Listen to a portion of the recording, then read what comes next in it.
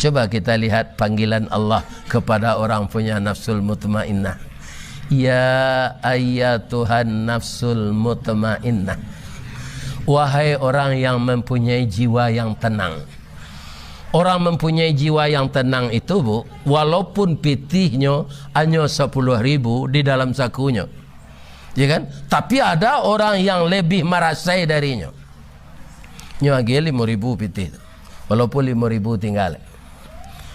Nyo ndak ingin sanang seorang, ya kan? Ndak ingin selamat sendiri, ndak ingin sejahtera sendiri, karena yang menderita ini juga hamba Allah, prihatin dia melihat. Itu nafsul mutmainnah itu, Bu.